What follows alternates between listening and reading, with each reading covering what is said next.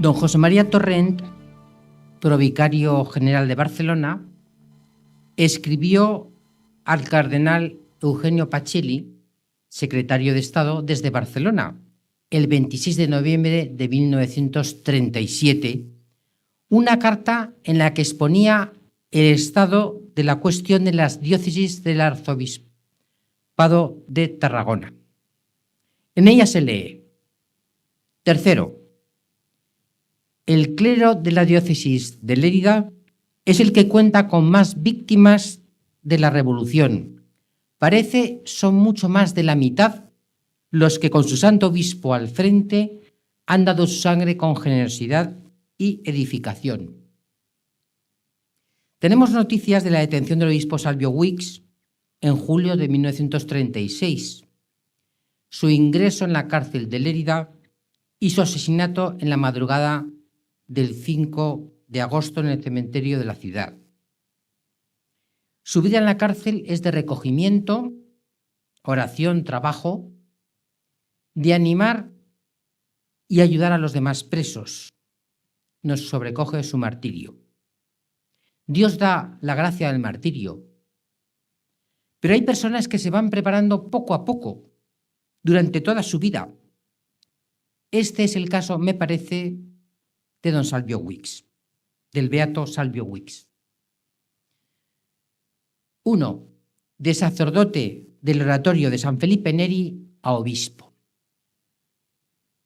El beato Salvio Guix Miralpeix nació en la casa solariega Guix de la parroquia de Santa Margarita de Bellors, Barcelona, el 22 de diciembre de 1877.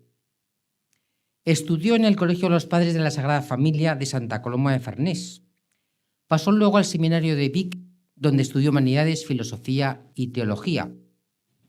Se ordenó presbítero en 1903 y ejerció de vicario en la parroquia de Nuestra Señora del Coll.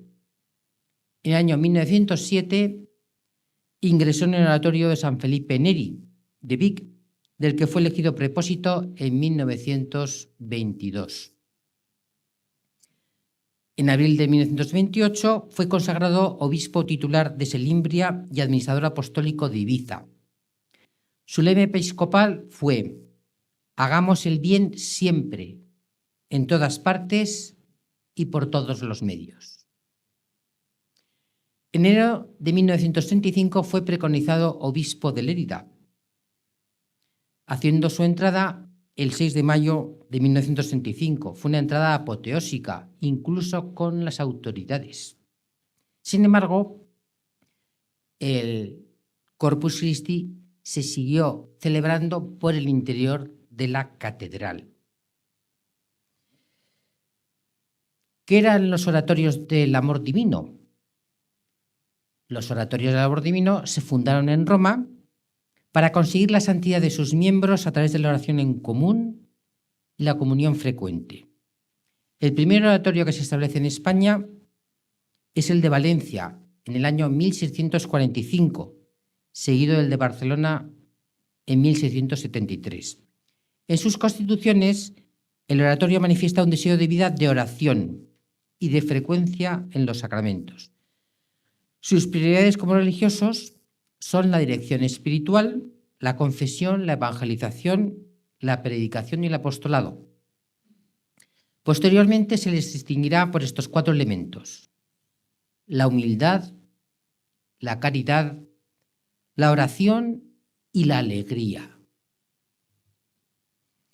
Y no nos podemos olvidar de su carácter esencialmente mariano, pues San Felipe Neri entendía que la Virgen María era la principal intercesora ante su Hijo.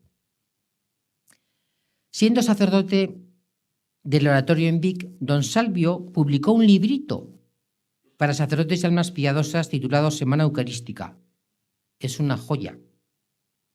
Transcribimos unos párrafos muy interesantes porque en su vida posterior demuestra la veracidad de estas afirmaciones y el esfuerzo constante por ser coherente y fiel a Dios. Abro comillas. Que todas mis aspiraciones y deseos no sean otros sino dar mi vida para gloria y amor a vos, ya que vos disteis la vuestra por la salvación mía y el amor a mí. Vos solo me bastáis perfectamente. A vos doy todo lo que tengo. Si más tuviere, con gusto todo lo daría. Hacedme fiel hasta la muerte. Que no retracte nunca esta mi voluntad deliberada actual. Vos lo podéis todo. Hacedme la gracia de vencerlo todo, con tal de seros siempre fiel. Lo podéis todo, hacedme vivir y morir con vos y por vos, ya que solo vos sois mi vida, mi santidad, mi amor, mi dicha y felicidad eterna. Os pido, Señor, la gracia de querer sufrir siempre cualquier tribulación, trabajo o enfermedad, e incluso la muerte. Os pido la virtud que me es necesaria para luchar contra las dificultades y derramar la sangre, si es necesario, para sostener y defender el honor de vuestro sagrado evangelio. Confirmad vos este propósito, y con vuestra virtud divina haced edificada y perseverante esta promesa mía. Ahora, Padre amantísimo, me coloco yo también sobre el altar del sacrificio, y os suplico que os dignéis recibir el ofrecimiento total que os hago de mí mismo, de mi alma con todas sus potencias y de mi cuerpo con todos sus sentidos. Todo es don y regalo que he recibido de vuestra generosidad infinita. Yo os lo devuelvo en prenda de agradecimiento y de homenaje, protestando aquí, en presencia de los ángeles que rodean este altar, que no quiero servirme de nuestros dones, si no es de conformidad con vuestra voluntad santísima. Vemos en este texto 6 temas precisos. Primero, glorificar y amar a Dios. Segundo, vivir y morir por Él. Tercero, sufrir cualquier tribulación. Cuarto, vida virtuosa hasta ser mártir, si fuera necesario. Quinto, vida de reparación. Sexto, cumplir la voluntad de Dios. Pues vamos a analizarlos someramente. Primero, glorificar y amar a Dios. Segundo, vivir y morir por Él. En enero de 1936, siendo obispo de Lérida, anunciaba la celebración en el mes de junio de unas jornadas eucarísticas en las que participarían todas las parroquias de la diócesis. Abrir comillas. Para nuestro adorable Redentor ha de ser toda nuestra vida. Para Jesús sacramentado, nuestros amores, nuestro celo, trabajos y entusiasmos. Para gloria de Jesús, nuestros desvelos y todo el conjunto de nuestro apostolado. Para Él, nuestras cruces y sinsabores, nuestros días y nuestras noches, nuestro tiempo y nuestra misma eternidad. Todo para Él, con Él y por Él. No tenemos ni hemos de querer otra base ni otro fundamento sobre el cual podamos edificar sólidamente que no sea Cristo Jesús. Y todos los modos nuevos y todos los medios de acción que podamos emplear, circunstanciales y aconsejables, nada más serán en fuerza de una lógica inflexible y nada más vemos que son, por una manifiesta experiencia, que medios ineficaces, que siembra estéril. Las jornadas se inauguraron el 4 de junio en la capilla de la Academia Mariana.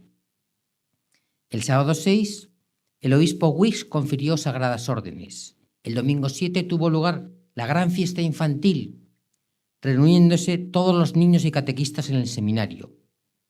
Un poco antes de las 6 de la tarde llegó el obispo y voltearon las campanas. El martes 9 se celebró una jornada sacerdotal con asistencia de unos 200 sacerdotes, en su mayoría diocesanos, casi todos mártires. El jueves 11 se celebró la solemnidad del Corpus en la catedral. Por la tarde hubo una gran procesión en la que participaron unas 4.000 personas por su interior. Finaliza la crónica del boletín eclesiástico.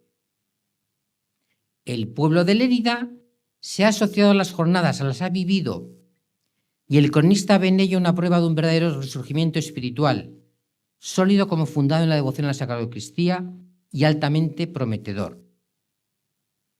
Pero queremos destacar unas palabras del beato Wicks en la convocatoria de estas jornadas eucarísticas. Para nuestro adorable Redentor ha de ser toda nuestra vida. Hubo testigos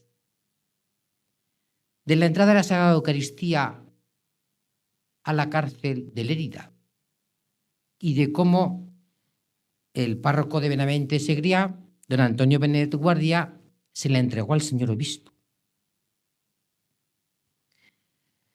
Comenta Jesús Cuibus que el obispo se conmovió hondamente al recibirla. No sabemos cómo consiguió pasar el copón a través de las diferentes barreras de vigilancia.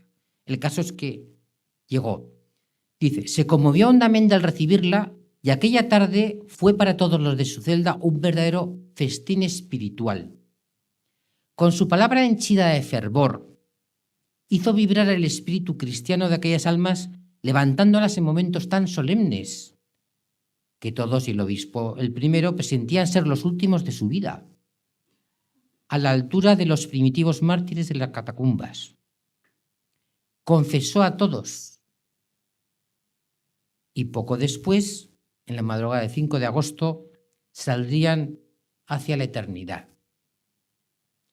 Tercero, sufrir cualquier tribulación. Cuarto, vida virtuosa hasta ser mártir si fuera necesario. En el Boletín Eclesiástico de Lérida, del año 1938, cuando se conquista parte de la ciudad de Lérida, por fin vuelve a salir, después de tantos meses, un boletín eclesiástico. En él se cuentan cosas de lo ocurrido, también de cómo vivió el obispo Wicks en la cárcel. Abro comillas. Sus compañeros de encarcelamiento sintieron grabarse hondamente sus corazones, y hasta las piedras de la cárcel de Lleida deben tenerlos grabados por dentro, los altos ejemplos de todas las virtudes cristianas del obispo, que humilde y sencillo no permitía ser relevado en los oficios más bajos, yendo a por agua y haciéndolo todo como los demás presos, como un innominado. Caritativo y generoso, distribuía siempre la comida que almas piadosas le traían, entre los reclusos más necesitados, contentándose con el rancho que en la cárcel se servía. Valente y apostólico, animaba a todos con sus palabras reconfortantes y sus hechos, ejerciendo decididamente los sagrados ministerios, confesando, predicando a grupos de fieles, distribuyendo la Sagrada Comunión en la que había sido capilla de la cárcel el 25 de julio, en la época en que la prisión de Lleida era un antro de terror, en que los milicianos rojos se pasaban el día y la noche apuntando con sus fusiles al preso que asomara al exterior.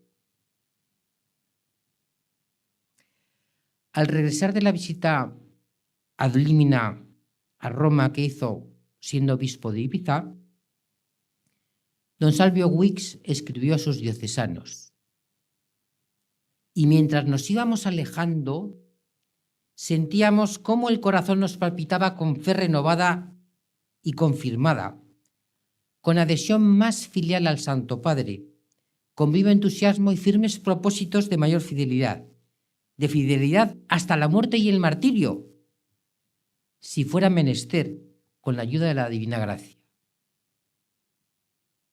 Quinto, vida de reparación. Analizaremos la pastoral de Cuaresma del año 1936, que define bien su pensamiento y las circunstancias en las que vivía. Después de varias consideraciones, en el apartado titulado Honda preocupación, escribe el obispo: y ahora, hermanos e hijos muy amados, en este punto de la carta debemos ocuparnos y hablaros algo de lo que es honda preocupación de todos en estos días.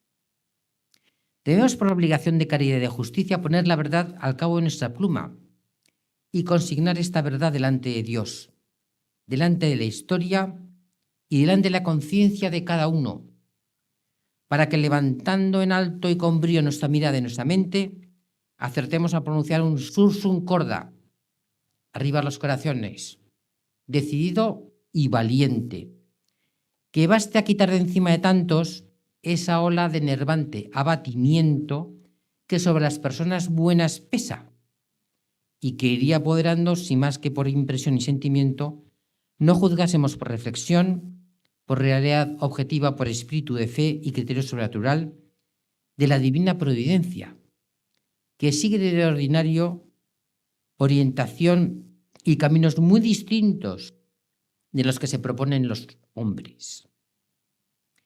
Cuiden los políticos de examinar y esclarecer las causas políticas, la preparación y los efectos de la situación creada.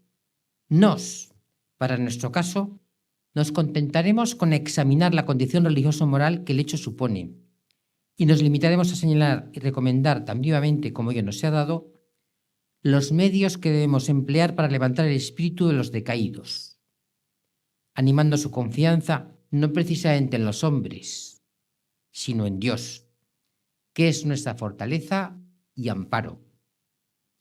Y a la vez, hacer un llamamiento a cuantos, ignorantes o engañados, han contribuido de manera efectiva a la creación de una condición de cosas tan poco tranquilizadora que a tanta gente de bien afecta y entristece. En el apartado de reflexión y examen indica: nuestra situación actual es una consecuencia naturalísima de las premisas puestas en juego. Es hija natural de todo un siglo por lo menos de errores enlazados y dependientes unos de otros, los cuales como tupida malla comprimen y asfixian a cuanto han tenido el infortunio de dejarse coger y aprisionar. Se pregunta si lo que sucede puede ser castigo de Dios, y responde: indudablemente, hermanos e hijos muy amados, indudablemente estamos debajo del peso de un horrendo castigo de Dios. Consecuencia natural y castigo de Dios, ambas cosas a la vez. Porque Dios no necesita precisamente formar nuevas criaturas que le sirvan de instrumentos para castigar a los hombres, no. Le basta dejar obrar las causas naturales. Le basta dejar obrar a los mismos hombres para que se sean mutuamente ellos mismos castigo y pena. Le basta permitir que entren en combinación y actividad algunos de tantos caprichos, de tantos errores como los hombres se forjan y alimentan, para llevar a horroroso desequilibrio y desbarajuste, para originar una hecatombe en que, a la par que confundía la humana soberbia, sean también castigados los pecados de los hombres por estos mismos pecados. Se ha producido una auténtica peste en las almas por diferentes motivos. Sigue comentando: a lo que debemos añadir el veneno más profundamente corrosivo y mortal, que es la escuela sin Dios, la escuela laica y anticatólica. No sé qué diría ahora. Pero no hay que desesperar. En el apartado de almas incontaminadas y santas escribe don Salvio: claro que tampoco faltan en gran número, gracias a Dios, almas buenas, muy buenas, almas santas y afortunadas, que en medio de una generación tan perversa no han caído en la red común, ni han prevaricado.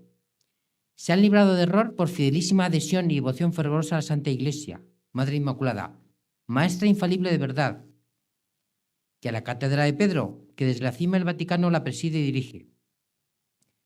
Almas escogidas de sentir y obrar verdaderamente sobrenatural, para rayos de la humanidad, ángeles del cielo, viviendo y sirviendo de ejemplo sobre la tierra, las cuales no solamente han escapado del contagio por su virtuosa invulnerabilidad, sino que además, unidas íntimamente a Jesucristo, se han consagrado víctimas de expiación, de reparación y de indulgencia, para quienes en estas circunstancias de tiempos tan malos, el solo vivir normalmente es ya heroico vivir, muriendo por amor a Dios y por amor al prójimo por Dios.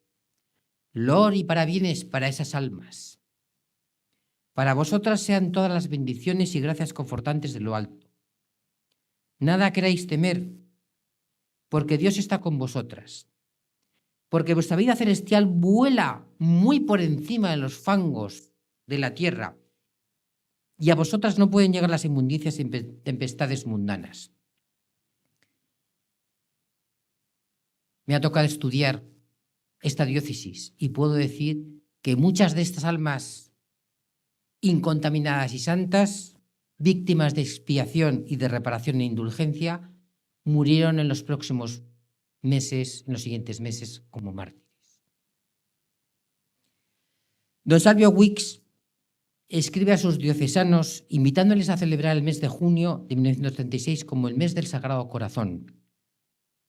Asimismo, en comunión por lo dispuesto por el Romano Pontífice, desea que todos los cofrades, los clérigos religiosos y seglares ofrezcan a Dios, abrir comillas, por mediación de Jesucristo, en los misterios de su inefable sacramento y de su corazón sacratísimo, dentro de la octava del Santísimo Corpus, hasta la fiesta inclusive del Sagrado Corazón, un rendidísimo homenaje de reparación pública y lo más eficaz posible por las ofensas espantosas que se le hacen de cada día más, principalmente por esos desventurados hombres que con descaro inaudito osan llamarse a sí mismos los sin Dios, los cuales hacen esfuerzos incalculables, verdaderamente infernales, para negar y hacer burla de todos los sacratísimos e inefables atributos divinos, y para arrancar de la mente y del corazón de todos, de niñas y adultos, de los hombres y de las mujeres, de la gente docta y de la gente sencilla,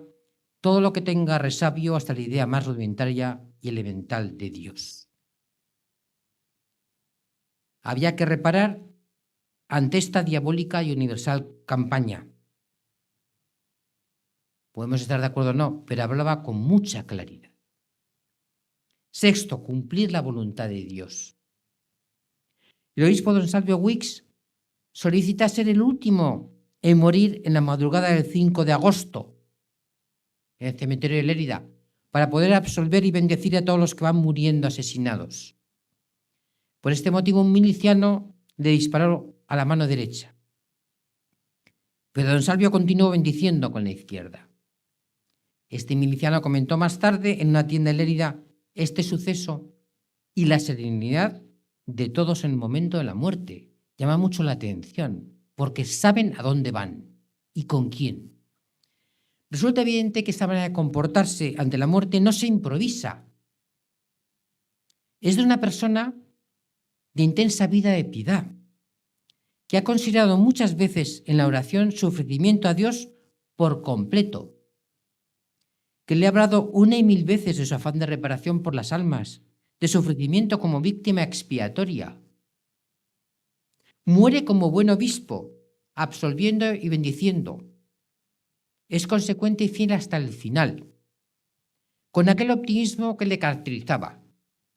Comienza a bendecir con la mano derecha, que es lo que se debe hacer, y cuando le hiere y no puede más, sigue como puede con la izquierda, intentando cumplir en todo momento la voluntad de Dios.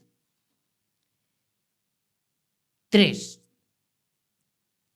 Y finalizo. El beato Wicks, un obispo mariano.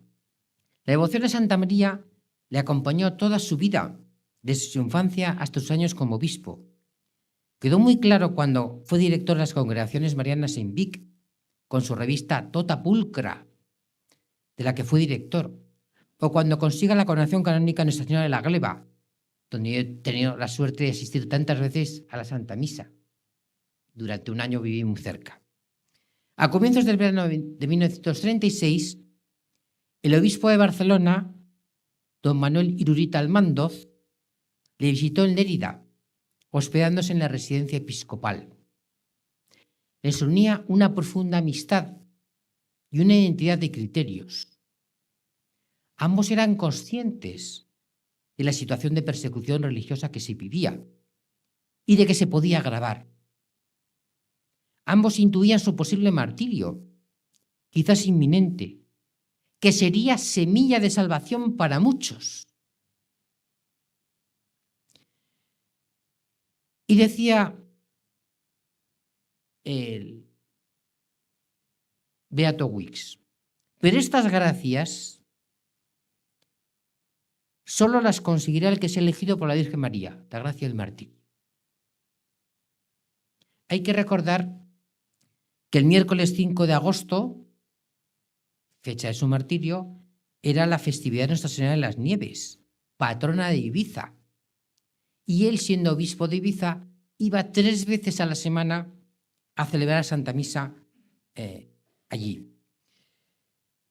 A comienzos del siglo XX se hizo muy popular un himno dedicado a la Virgen María de Montserrat, el Virulai, Rosa de Abril, escrito por Mosén Jacinto Verdaguer, nacido en Folguerolas, obispado de Vic, que pasó muchos años en el santuario de la Gleva, igual que don Salvio, con partitura de Josep Rodoreda.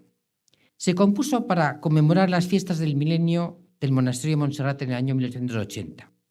En este himno se lee o se escucha guiadnos hasta el cielo, que es a donde hay que ir, no a otros sitios. De los catalanes siempre seréis princesa, de los españoles estrella de oriente. Sed para los buenos pilar de fortaleza, para los pecadores puerto de salvamento. Cedro gentil, del Líbano corona, árbol de incienso, palmera de Sión. El fruto sagrado que vuestro amor nos da es Jesucristo, el Redentor del mundo. La Virgen María eligió a los 2 obispos como mártires. Uno, don Salvio Wix, ha sido ya reconocido por la Iglesia, habiendo sido beatificado en el año 2013. El otro, el siervo de Dios, don Manuel Urita, está a la espera de su reconocimiento. Que Santa María, princesa de los catalanes y estrella de oriente de todos los españoles, nos lleve a buen puerto, que no es otro que el cielo. Gozar con Dios Padre, con Dios Hijo y con Dios Espíritu Santo. Muchas gracias.